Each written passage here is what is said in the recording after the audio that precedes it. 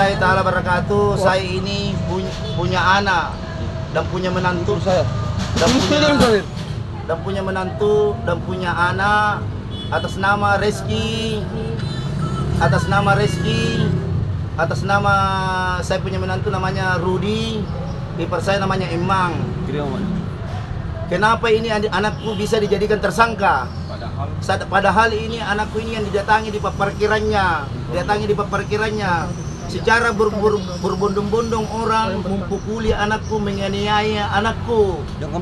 Iya, menganiaya anakku. Akhirnya security mengambil langsung kesimpulan, mengambil anakku, mengamankan anakku di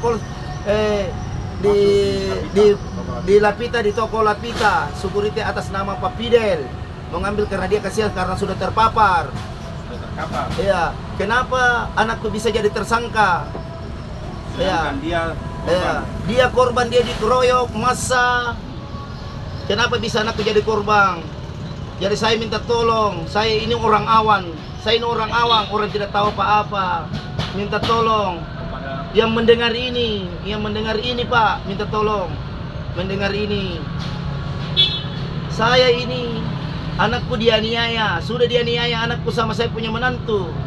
Solo saya anakku diamankan, dilihat lagi saya punya ipar, dipukuli sampai terpapar keluar darah. Jahitannya 15, digerselina. Iya. Nah ini apa namanya? Masa solo saya ini sudah dianiaya anakku, dihantang lagi ipar saya. Iya. Bagaimana tanggapan semua? Saya ini orang awam kasihan, orang tidak tahu apa-apa. Saya orang tidak tahu membaca. Saya tidak tahu apa-apa. Minta tolong kasihan. Yang punya hati nurani dengan saya, minta tolong. Yang punya hati nurani dengan saya, bantu saya kodong. Kenapa bisa anakku ditersangkakan di Polsek Panakukang, padahal anakku yang didatangi, yang dikeroyok, ditersangkakan lagi.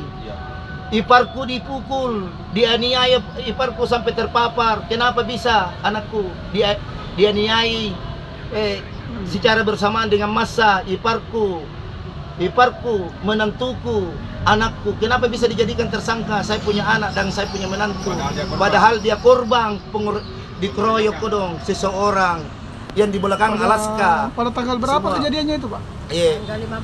Tanggal 15 kalau saya tidak salah. Hari Minggu sore sekitar hampir jam 6 lah.